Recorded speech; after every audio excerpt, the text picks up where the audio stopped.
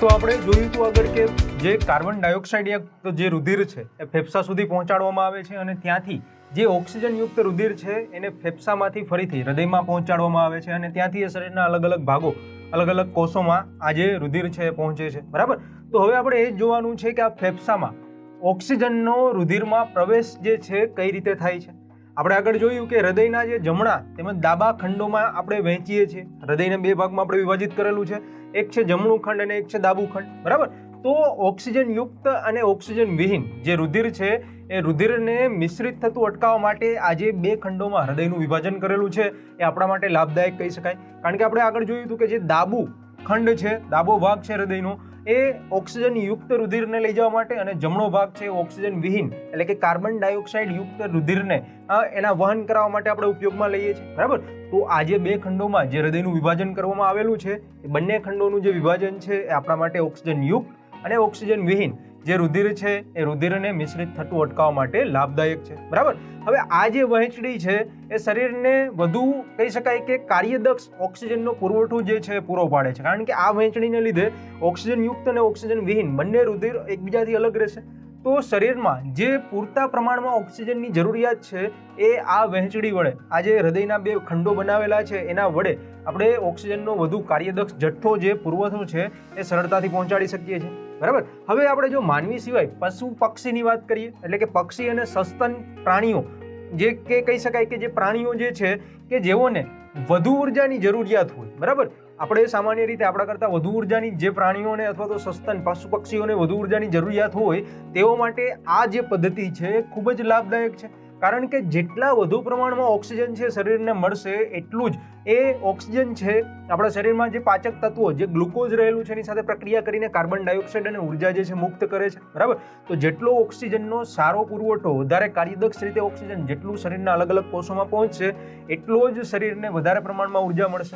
એટલે કે જેને વધારે ઉર્જાની જરૂર હોય એના માટે આ જે બે ભાગોમાં હૃદયને વિભાજિત કરેલું છે, બે ખંડોમાં વિભાજિત કરેલું છે એ ખૂબ જ મહત્વનું કહી શકાય. તો આપણે કહી શકીએ કે આના લીધે થશે શું? તો કહી શકાય કે આના લીધે જે શરીર છે, શરીરની જે તાપમાન જાળવી રાખવા માટે જે નિરંતર ઉર્જાની જરૂરિયાત રહેલી હોય એ ઉર્જાની જરૂરિયાત છે આપણે સરળતાથી મળી રહે. એટલે કે જેમ જેમ ઓક્સિજનનો જથ્થો મળતો રહે એમ ઉર્જા વધારે મળશે અને ઉર્જા વધારે મળશે તો શરીરનું જે તાપમાન છે એ તાપમાનની જાળવણી છે એ પણ આપણે કન્ટિન્યુઅસલી જે વાતાવરણનું તાપમાન છે એની સાથે કરી શકીએ છીએ અને નિરંતર આ પ્રક્રિયા માટે પણ નિરંતર ઉર્જાની જે જરૂરિયાત છે એ જરૂરિયાત રહેલી છે, બરાબર. હવે જો આપણે આવા પ્રાણીઓની વાત કરીએ તો આવા પ્રાણીઓ કે જેને કાર્ય કરવા માટે ઉર્જાનો ઉપયોગ જે છે એ ઉપયોગ કરવાનો હોતો નથી. ઘણા પ્રાણીઓ એવા હોય છે કે કાર્ય કરવા માટે એને આ પ્રકારની ઉર્જાનો ઉપયોગ કરવાનો હોતો નથી. તો તેઓના જે શરીર છે, તેઓના શરીરના તાપમાન એ સામાન્ય રીતે જે પર્યાવરણનું એટલે કે બહારના વાતાવરણનું જે તાપમાન હોય તેના પર આધારિત હોય છે. એટલે કે જે રીતે બહારના વાતાવરણનું તાપમાનમાં ફેરફાર થાય એ જ રીતે આવા પ્રાણીઓ, આવા જે સસ્તન પ્રાણીઓ અથવા તો બીજા કોઈ પણ પ્રકારે આવા સજીવો જે છે એ પોતાના શરીરનું જે તાપમાન છે એને વાતાવરણના તાપમાન સાથે કહી શકાય કે એના પર આધારિત હોય છે અને એનું વાતાવરણનું જેટલું તાપમાન હશે એટલું જ એના શરીરનું તાપમાન છે એને ધાડી દેશે, બરાબર. તો એવા કેટલાક આવા પ્રાણીઓ છે કે જેને આ પ્રકારે કોઈ પણ કાર્ય કરવા માટે ઉર્જાનો ઉપયોગ કરવાનો હોતો નથી. હવે આપણે જો આવા ઉભયજીવી પ્રાણીઓની વાત કરીએ અથવા તો સરીસૃપ પ્રાણીઓની વાત કરીએ તો ઉભયજીવીઓ અથવા તો સરીસૃપ જેવા પ્રાણીઓમાં સામાન્ય રીતે જે હૃદય આવેલું હોય છે ત્રિખંડીય હોય છે. ત્રિખંડ એટલે કે ત્રણ અલગ અલગ ભાગોમાં એ હૃદય છે વિભાજિત થયેલું હોય છે. જે રીતે મનુષ્યમાં આપણે જોયું કે દ્વિખંડીય હોય છે, ડાબી બાજુ ને જમણી બાજુ એટલે કે ડાબું ક્ષેપક કણક, જમણું ક્ષેપક કણક. પણ ઉભયજીવી અને સરીસૃપમાં આ હૃદય છે ત્રિખંડીય, ત્રણ ભાગમાં વહેંચાયેલું હોય છે, બરાબર. એટલે કે આવા જે પ્રાણીઓ છે આ પ્રાણીઓમાં ઓક્સિજન યુક્ત અને ઓક્સિજન વિહીન રુધિર છે એ રુધિરનો પ્રવાહ કેટલીક હદ સુધી એકબીજા સાથે મિશ્રિત થઈ શકે છે અને આ પ્રાણીઓ છે આ ઓક્સિજન યુક્ત અને ઓક્સિજન વિહીન જે રુધિર છે એ જ્યારે એકબીજા સાથે મિશ્રિત થાય તો આ જે મિશ્રણ અથવા તો આ જે મિશ્રિત પ્રવાહ છે એ પ્રવાહને કેટલીક હદ સુધી આ ઘટના જે બને છે એને સહન પણ કરી શકે છે એવી એનામાં રચના રહેલી હોય છે, બરાબર. હવે બીજી તરફ આપણે માછલી જેવા સજીવોની વાત કરીએ તો માછલીનું હૃદય છે એ પણ મનુષ્યની જેમ માત્ર બે જ ખંડોનું બનેલું છે. હવે બે ખંડોનું બનેલું છે એટલે માછલીમાં આ કઈ રીતે ક્રિયા થાય છે તો આપણે કહી શકીએ કે માછલી જે પાણી ગ્રહણ કરે છે ત્યાંથી રુધિર જે છે એ ઓક્સિજનયુક્ત રુધિર છે ઝાલરોમાં મોકલવામાં આવે છે અને જ્યાં આ જે ઓક્સિજનયુક્ત કહી શકાય કે ઝાલરોમાં જે પાણી દ્વારા ઓક્સિજન ગ્રહણ કરેલું હોય એ રુધિર ઝાલરો સુધી પહોંચશે, ત્યાં જે ઓક્સિજન હોય તેની સાથે રુધિર મિશ્ર થશે, એટલે કે ઓક્સિજનયુક્ત રુધિર બનશે અને એ સીધું શરીરમાં મોકલવામાં આવે છે. એટલે કે આ જે ઓક્સિજનયુક્ત રુધિર છે એને માછલીના શરીરમાં આપણે મોકલાવીએ છીએ, બરાબર. એટલે કે આ રીતે માછલીઓનું જે શરીર છે એમાં પણ એક જ ચક્રમાં માત્ર એક જ વાર રુધિરને હૃદયમાં લાવવામાં આવે છે. એટલે કે આ ઓક્સિજન કહી શકાય કે પાણીમાંથી ઓક્સિજન ગ્રહણ કરશે માછલી, અને એ પાણી જ્યારે લે છે ત્યારે ઓક્સિજન એમાં દ્રાવ્ય હશે એ ગ્રહણ કરે છે. રુધિર જે છે એની ઝાલરો સાથે સંપર્કમાં આવશે, ઝાલરમાં જે ઓક્સિજન છે એ રુધિર સાથે કહી શકાય કે મિશ્રિત થશે અને એ રુધિર માછલીના શરીરમાં પ્રવેશે છે અને માછલીના જે શરીરના અલગ અલગ કોષો છે, કોષોમાં એ રુધિર છે એનું વહન થતું આપણને જોવા મળે છે, બરાબર. એટલે કે આ જે ક્રિયા છે માત્ર એક જ ચક્રમાં, આ ક્રિયા એક જ વારમાં હૃદયમાંથી એ રુધિર પસાર થાય છે અને એક જ ચક્રમાં આ ક્રિયા છે એ પૂરી થઈ જાય છે. અને બીજા કેટલાક એવા પૃષ્ઠવંશી પ્રાણીઓની વાત કરીએ તો પૃષ્ઠવંશીઓમાં પ્રત્યેક ચક્ર એટલે કે એક આખી સાયકલમાં આ રુધિર છે એ 2 વાર હૃદયમાં આવે છે અને બેવડું પરિવહન કરે છે, બરાબર. એટલે કે 2 વખત રુધિર છે, એક વખત આવશે પાછું બીજી વખત આવશે, એ રીતે 2 વખત રુધિર છે એમ જે આવા પૃષ્ઠવંશી પ્રાણીઓ છે એના હૃદયમાં આ 2 વખત રુધિરનું પરિભ્રમણ થશે. એટલે કે 2 ચક્રમાં 2 સાયકલમાં રુધિર છે એ હૃદયમાં આવશે અને એનું બેવડું પરિવહન છે એ જોવા મળે છે, બરાબર. તો આ રીતે ફેફસામાં મનુષ્યનો અથવા તો બીજા આવા ઘણા બધા સજીવોના આપણે ઉદાહરણ લીધા તો એના ફેફસામાં જે રુધિર છે એ ઓક્સિજનયુક્ત બનવા માટેની એક આખું ચક્ર, આખી સાયકલ હોય છે અને એ સાયકલ, એ ચક્રને કહી શકાય કે ધ્યાનમાં રાખીને જે રુધિર છે એ ફેફસામાં ગયા પછી એ રુધિર જે છે એ ઓક્સિજનયુક્ત બને છે અને ત્યારબાદ હૃદય મારફતે રુધિરને આપણે શરીરના અલગ અલગ કોષો, અલગ અલગ જે સ્નાયુઓ છે તેના સુધી પહોંચાડીએ છીએ. તો આપણે આજે ઓક્સિજનયુક્ત અને ઓક્સિજન વિહીન જે રુધિર છે એનું વહન તો શરીરમાંથી કરાવીએ છીએ, પણ એ વહન શેના દ્વારા થાય છે?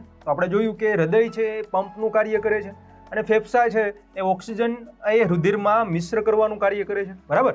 પણ એ ઓક્સિજનયુક્ત રુધિર જે ફેફસામાં બની જાય છે હૃદય સુધી અને હૃદયથી એ રુધિર છે એ શરીરના અંગો સુધી કઈ રીતે પહોંચે છે? તો એના માટે નલિકાઓ અથવા તો કહી શકાય કે રુધિર વાહિનીઓ જે છે એનો ઉપયોગ કરવામાં આવે છે, બરાબર. આપણે આગળ હૃદયનો જે ખંડ આકૃતિ જોઈ હતી તેમાં પણ આવી ધમનીઓ એટલે કે આવી રુધિર વાહિનીઓ વિશે આપણે જોયું હતું કે એમાંથી અમુક રુધિર વાહિનીઓ છે એ શરીરમાં કહી શકાય કે ઓક્સિજનયુક્ત જે રુધિર છે એ હૃદયમાં દાખલ કરે છે અને અમુક જે શરીરના અલગ અલગ ભાગોમાંથી જે ઓક્સિજન વિહીન રુધિર છે એને અલગ અલગ ભાગોમાંથી એકઠું કરીને ફેફસા સુધી પહોંચાડે છે, બરાબર. તો આપણે કહી શકીએ કે આ જે ધમનીઓ છે એ ધમનીઓ ને રુધિર વાહિનીઓ પણ કહી શકાય છે કે જે રુધિર આપણા શરીરમાં રહેલું હોય છે રુધિરને હૃદયમાંથી શરીરના જે વિવિધ અંગો છે, વિવિધ કોષો છે ત્યાં સુધી લઈ જાય છે, બરાબર.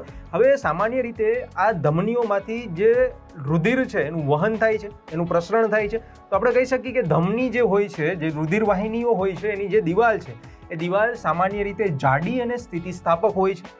હવે જાડી શા માટે લેવામાં આવે છે? કારણ કે આ જે રુધિર આપણે હૃદયમાંથી શરીરના અલગ અલગ અંગોમાં પહોંચાડીએ છીએ તો હૃદય છે પંપનું કામ કરશે, પંપનું કામ કરશે એટલે જે રુધિર હૃદયમાં રહેલું હશે એને દબાણપૂર્વક એ જે ધમનીઓ છે, જે રુધિર વાહિનીઓ છે એમાંથી પસાર કરાવશે અને ત્યાંથી એ જે રુધિર છે એ શરીરના અલગ અલગ અંગો, અલગ અલગ ભાગોમાં પહોંચશે, બરાબર. તો આ જે રુધિર છે એ દબાણપૂર્વક આવી ધમનીઓમાં પ્રવેશ કરતી હોવાથી જે ધમનીઓ આપણે લીધેલી હોય એની જે દિવાલ છે જાડી અને સ્થિતિસ્થાપક આપણે રાખવી પડે છે. કારણ કે જાડી હશે તો જ એ ધમનીઓ છે એમાં પંક્ચર પડવાનું અથવા તો એ ધમનીઓમાં કહી શકાય કે ડેમેજ થવાના ચાન્સીસ છે બહુ ઓછા રહેશે, બરાબર. હવે શિરાઓની વાત કરીએ તો શિરાઓ શા માટે વપરાય છે?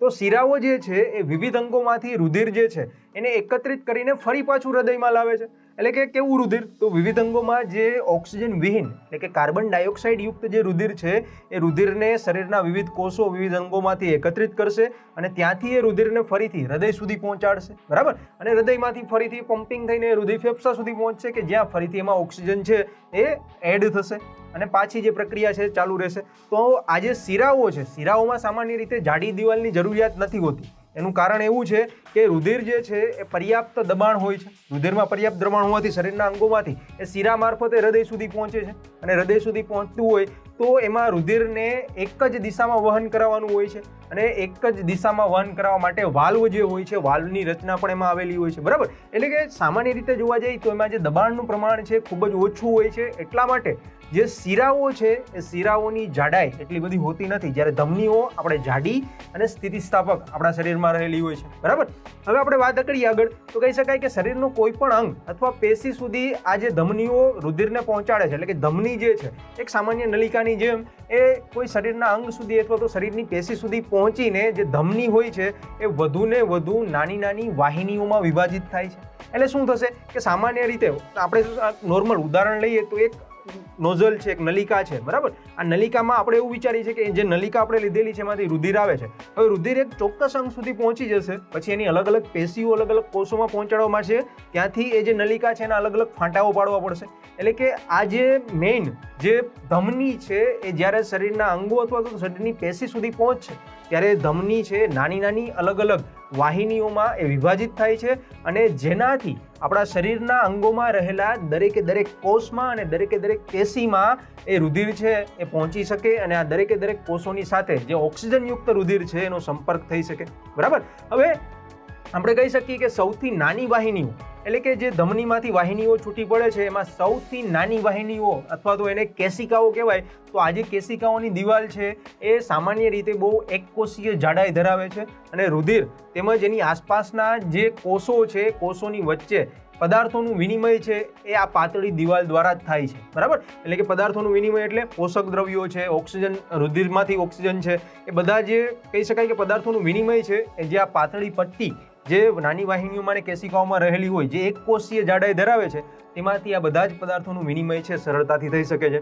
અને ત્યારબાદ જે કોશિકાઓ હોય એ કોશિકાઓ ફરીથી પાછી એકબીજા સાથે ભેગી મળીને શિરાઓ બનાવે છે અને રુધિરનું જે અંગ રુધિરને અલગ અલગ શરીરના અંગ અને પેશીથી દૂર લઈ જાય છે, બરાબર. એટલે કે કઈ રીતે વહન થશે તો શરૂઆતમાં ધમની હશે એટલે કે રુધિર વાહિની હશે. એ રુધિર વાહિની શરીરના અંગ સુધી પહોંચશે, કોઈ પણ અંગ સુધી, એટલે અલગ અલગ પેશીઓ સુધી પહોંચવા માટે નાની નાની વાહિનીઓમાં એ વિભાજિત થાય છે.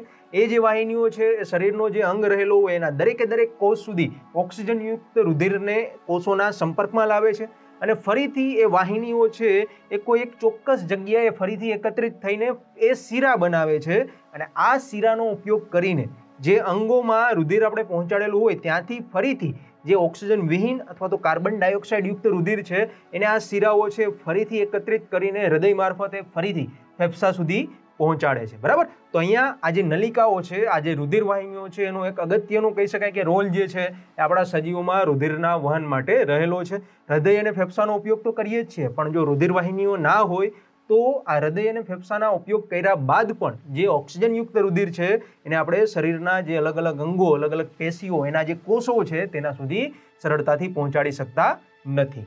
તો મનુષ્યમાં અથવા તો સજીવોમાં જે આ વહનની ક્રિયા થાય છે એ આપણે જોયું કે હૃદય, ફેફસા અને જે નલિકાઓ રુધિર વાહિનીઓ રહેલી હોય તેના દ્વારા વહનની ક્રિયા આપણે જોવા મળે છે, બરાબર. પણ આ રુધિરનું જે વહન થાય છે એમાં જે ત્રાકકણો રહેલા હોય એ ત્રાકકણો ખૂબ જ મહત્વના છે. તો હવે આપણે એ જ જોવાનું છે કે આ ત્રાકકણો જે છે શું છે અને એના દ્વારા રક્ષણ કે જાળવણી છે કઈ રીતે મેળવાય છે, બરાબર. તો આપણે યાદ કરો કે જ્યારે તમારા શરીરમાં તમને કોઈ પણ જગ્યાએ કોઈ ઘાવ લાગેલો હોય, આપણે એવું વિચારીએ કે તમારા શરીરમાં તમારી આંગળી ઉપર તમને ચપ્પુનો ઘાવ લાગેલો છે, તો આપણને ખબર છે કે જ્યાં આપણી આંગળી ઉપર જો ચપ્પુનો ઘાવ આપને લાગશે તો એ આંગળીના એ સ્થાન પરથી રુધિર જે છે, લોહી જે છે બહાર નીકળવા માંડશે, બરાબર. એનો મતલબ એવો છે કે ત્યાંથી રુધિર સ્ત્રાવ છે એ થવા લાગે છે. હવે સામાન્ય રીતે આપણા શરીરમાંથી જો વધારે પ્રમાણમાં લોહી છે, રુધિર જે છે એ વહી જાય તો શું થાય? તો આપણું જે શરીરમાં જે રુધિરનું જે લોહીનું દબાણ છે દબાણ ઘટી જશે, જેને સામાન્ય રીતે આપણે બ્લડ પ્રેશર કહીએ છીએ, બરાબર. તો આ રુધિરનું જે દબાણ છે ઘટશે તો એનાથી શરીરમાં અલગ અલગ ઘણી બધી કહી શકાય કે ના થવી જોઈએ એવી ઘટનાઓ છે એ થવા લાગશે. એટલે સામાન્ય રીતે આપણા જે તંત્ર, શરીરનું તંત્ર છે, તંત્રમાંથી રુધિરનો જે વ્યય છે એ વ્યય પ્રાકૃતિક રૂપે આપણે ઘટાડવો જોઈએ, બરાબર. બાકી પ્રાકૃતિક રૂપે જો બહુ મોટો ઘા હોય તો પ્રાકૃતિક રૂપે એ લોહીનો જે સ્ત્રાવ છે આપણે બંધ નથી કરી શકતા. તો આપણે શું કરવું પડે? તો આપણે એના પર કોઈ પટ્ટી લગાવીએ છીએ અથવા તો કોઈ એવી ટ્યુબ છે, મલમ છે એ લગાવીએ છીએ અને એના દ્વારા પણ એ રુધિર સ્ત્રાવ છે એને આપણે ઘટાડીએ છીએ, બરાબર. પણ પ્રાકૃતિક રીતે પણ આ ઘટના છે એ થવી જોઈએ. તો રુધિરનો જે વધુ સ્ત્રાવ આપણા શરીરમાંથી વધારે પ્રમાણમાં રુધિર વહી જાય તો આપણા શરીરનું જે દબાણ છે, જે બ્લડ પ્રેશર જેને આપણે કહીએ છીએ એમાં ઉણપ આવે છે અને એમાં ઉણપ આવશે તો જે પમ્પિંગની પ્રણાલી છે એટલે કે હૃદય અને ફેફસાની જે રુધિરને પંપ કરવાની જે પ્રણાલી છે એની જે કાર્યક્ષમતા, એની જે એફિશિયન્સી છે એમાં પણ ઘટાડો આવશે, એમાં પણ ઉણપ આવશે, બરાબર. તો આપણે શું કરવું પડે? તો આપણે કહી શકીએ કે આવા રુધિરના સ્ત્રાવને રોકવા માટે રુધિરમાં જે ત્રાકકણો કહી શકાય અથવા તો એ જે ત્રાકકણો છે એક પ્રકારે રુધિર કોષો જ છે, બરાબર. તો આવા ત્રાકકણો જે છે એ રહેલા હોય છે. હવે ત્રાકકણો શું કરશે? તો એના માટે હું તમને ફરીથી એક ઉદાહરણ આપું કે આપણે આગળ વાત કરી હતી કે બહુ જો તમારી આંગળી પર નાનો ઘાવ લાગ્યો હોય અને ત્યાંથી જે લોહી છે, જે રુધિર છે, એનો સ્ત્રાવ થતો હોય. હવે થોડા સમય માટે તમે એને એમને એમ રાખી મૂકો તો શું થશે કે જે લોહી છે એ તમારી આંગળી ઉપરથી ઘાવ લાગેલો તો ત્યાં જામી જશે. તો આ જામી જવાની ઘટના કેના દ્વારા થાય છે? એ ઘટના જે છે ત્રાક કણો દ્વારા જ થાય છે. અને આ ત્રાક કણો જે છે એ રુધિરની સાથે સાથે જ રુધિર વાહિનીઓમાં આપણા શરીરના જે તંત્ર છે એ તંત્રમાં એનું વહન છે સતત ને સતત ચાલુ રહ્યા કરે છે. એટલે કે જ્યારે પણ કોઈ પણ ઘાવને કારણે રુધિર સ્ત્રાવ શરીરના અંગોમાંથી થાય છે ત્યારે આ ત્રાક કણો પ્રાકૃતિક રીતે આ રુધિરને જમાવવાનું કામ કરે છે અને એનાથી જે રુધિર સ્ત્રાવ છે એ રુધિર સ્ત્રાવને આપણે ઘટાડી શકીએ છીએ. અને રુધિર સ્ત્રાવ ઘટી જાય અથવા તો રુધિર સ્ત્રાવ જે બહાર શરીરની બહાર જે રુધિરનો સ્ત્રાવ થાય છે એ સાવ બંધ થઈ જાય તો એનાથી આપણી જે પમ્પિંગ પ્રણાલી જે છે એ વ્યવસ્થિત રીતે કાર્ય કરે. પણ જો એ દબાણ ઓછું થઈ જશે તો એક તો પમ્પિંગ પ્રણાલી વ્યવસ્થિત રીતે કાર્ય નહીં કરે અને સાથે સાથે શરીરમાં એવા ઘણા બધા કહી શકાય કે ઘણી બધી એવી ઘટનાઓ નુકસાન જે આપણા શરીરને નુકસાન પહોંચાડે છે એ આપણે જોવા મળે છે. તો અહીંયા આપણે કહી શકીએ કે આ જે ત્રાક કણો જે છે એ સંપૂર્ણ શરીરમાં પરિવહન કરે છે રુધિરની સાથે, બરાબર. તો રુધિર સ્ત્રાવના જે સ્થાન હોય એ સ્થાન પર રુધિરની જમાવટ કરીને રુધિરને જમાવીને એ રુધિરના માર્ગને અવરોધે છે અને એ માર્ગ અવરોધાય તો આપણે જે રુધિર સ્ત્રાવ છે રુધિર સ્ત્રાવને અટકાવી શકીએ છીએ અને આપણી જે પમ્પિંગ પ્રણાલી છે પમ્પિંગ પ્રણાલીને વધારે એફિશિયન્સીથી વધારે કાર્યદક્ષતાથી એની જે એફિશિયન્સી છે એને વધારી શકીએ છીએ અને જે કાર્ય કરવાની ક્ષમતા છે એને પણ આપણે વધારી શકીએ છીએ, બરાબર. તો એટલા માટે કહી શકાય કે આ જે ત્રાક કણો જે છે એ આપણા શરીરમાંથી રુધિરનો સ્ત્રાવ જે થતો હોય તેને થતો પ્રાકૃતિક રીતે અટકાવે છે. એટલા માટે ત્રાક કણો દ્વારા આપણા શરીરના જે અંગો છે આપણું શરીરનું જે તંત્ર છે જે પમ્પિંગ સિસ્ટમ છે પમ્પિંગ પ્રણાલી છે એને રક્ષણ અથવા તો જાળવણી જે છે એ મળી શકે છે. તો આપણે રુધિરમાં રહેલા ત્રાક કણો વિશે તો માહિતી મેળવી કે ત્રાક કણો છે એ રક્ષણનું કાર્ય કઈ રીતે કરે છે, બરાબર. તો હવે આપણે લસિકા જે રુધિરમાં રહેલું હોય તે શું છે અને તેનું કાર્ય શું છે તેના વિશે આપણે જોઈશું.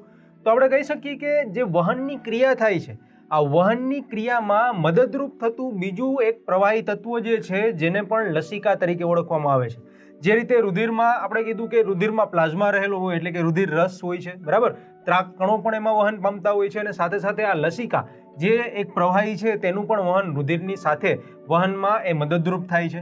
હવે આપણે આગળ જોયું કે જે કેશિકાઓ હોય એ કેશિકાઓની દિવાલમાં આવેલા છિદ્રો દ્વારા કેટલાક પ્લાઝમા કેટલું પ્રોટીન અને રુધિર કોષો બહાર નીકળીને પેશી જે હોય છે એના આંતરકોષીય અવકાશમાં આવે છે, બરાબર. એટલે કે અલગ અલગ જે પ્લાઝમા એટલે કે રુધિર રસ જે હોય છે પ્રોટીન જે છે અને રુધિર કોષો જે છે એ આ કેશિકાઓની જે દિવાલ છે એમાં જે છિદ્રો રહેલા હોય છે છિદ્રોમાંથી બહાર આવે છે અને બહાર નીકળીને જે પેશીના આંતરકોષીય અવકાશ એટલે કે પેશીની અંદર જે કોષો રહેલા હોય કોષોની વચ્ચેનો જે જગ્યા છે એને આપણે પેશીઓનો આંતરકોષીય અવકાશ કહીએ છીએ. તો આ આંતરકોષીય અવકાશમાં આ બધા પદાર્થો જે છે એ આવે છે અને બધા એકબીજા સાથે આંતરકોષીય અવકાશમાં મિશ્ર થઈને લસિકા જે છે લસિકાનું નિર્માણ કરે છે, બરાબર.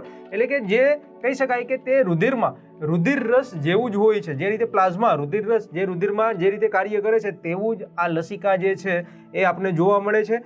પરંતુ લસિકાનો એક ગુણધર્મ છે એ લાક્ષણિકતા શું છે કે તે રંગવિહીન હોય છે અને તેમાં બહુ અલ્પ માત્રામાં એટલે કે ખૂબ જ ઓછી માત્રામાં પ્રોટીન જે હોય એ પ્રોટીન એમાં રહેલું હોય છે, બરાબર. હવે આપણે કીધું એ પ્રમાણે જે લસિકાઓ છે એ આંતરકોષીય અવકાશમાં નિર્માણ પામે છે. તો આપણે કહી શકીએ કે લસિકા જે છે એ આંતરકોષીય વાહિકા બનાવે છે કે જે કોષોનો બહારનો કોષોની વચ્ચેનું જે વિસ્તાર છે જે અવકાશ છે તેમાં એક વાહિકા જેવું એ કાર્ય કરે છે. એટલે કે આંતરકોષીય વાહિકાનું નિર્માણ જે છે એ આ લસિકા દ્વારા થાય છે અને એ આંતરકોષીય વાહિકા જે છે એ અંતમાં એક મોટી શિરામાં એ ખુલે છે. એટલે કે આંતરકોષીય વાહિકાઓ એકબીજા સાથે ભેગી થઈને છેલ્લે જે એક મોટી શિરા છે એ શિરામાં એ બધી જ વાહિકાઓ એક સાથે ખુલે છે, બરાબર. એટલે કે આપણે કીધું કહી શકાય કે આપણા શરીરમાં જે ખોરાક આપણે લઈએ છીએ એ પચેલો જે આહાર છે એ નાના આંતરડા દ્વારા અભિશોષણ તો પામે છે અને આ નાના આંતરડામાં ખોરાક અભિશોષણ પામીને જે ચરબી બને છે ચરબીનું જે વહન છે એ વહન આ લસિકા દ્વારા સામાન્ય રીતે કરવામાં આવે છે અને બાકીનું જે વધારાના પ્રવાહીને બાહ્યકોષીય અવકાશમાંથી ફરીથી પાછું રુધિરમાં લેવા માટે પણ આ લસિકા જે છે ખૂબ જ મહત્વની છે, બરાબર. તો અહીં આપણે વહનમાં મનુષ્યમાં વહન કઈ રીતે થાય છે એના વિશે માહિતી મેળવી જેમાં આપણે સૌપ્રથમ હૃદયથી શરૂઆત કરી કારણ કે મનુષ્યના વહનમાં જે મુખ્ય અંગ જે કહી શકાય એક પંપનું જે કાર્ય કરે છે એ છે હૃદય, બરાબર. તો હૃદય વિશે આપણે સમજ્યા કે હૃદયમાં કયા કયા અંગો, કયા કયા શિરાઓ, ધમનીઓ આવેલી હોય છે અને કેટલા ખંડોમાં વિભાજિત હોય છે અને સાથે સાથે એનું જે કાર્ય છે કઈ રીતે થાય છે. ત્યારબાદ આપણે આગળ એ જોયું કે એમાં વહનની જે ક્રિયા છે એ નલિકાઓ અથવા તો રુધિર વાહિનીઓ દ્વારા થાય છે અને ફેફસામાં જે ઓક્સિજન જે છે એ રુધિરમાં કઈ રીતે ભળે છે એ પ્રક્રિયા પણ આપણે જોઈ, બરાબર. અને છેલ્લે આપણે એ જોયું કે જે રુધિર રહેલું છે રુધિરમાં જે કેટલાક કોષો રહેલા છે, રુધિર કોષો જેને કહી શકીએ, બરાબર, અને કેટલાક પ્રવાહીઓ જે છે જેમ કે ત્રાક કણો અને લસિકા જે છે એ શું છે અને એમનું કાર્ય શું છે, બરાબર, અને શરીર માટે એ કઈ રીતે ઉપયોગી છે તેના વિશે પણ અહીંયા આપણે માહિતી મેળવી. હવે આપણે આ વહનની પ્રક્રિયા જે છે, વહનની જે જૈવિક ક્રિયા છે એમાં વનસ્પતિઓમાં વહન કઈ રીતે થાય છે એના વિશે આપણે માહિતી મેળવી.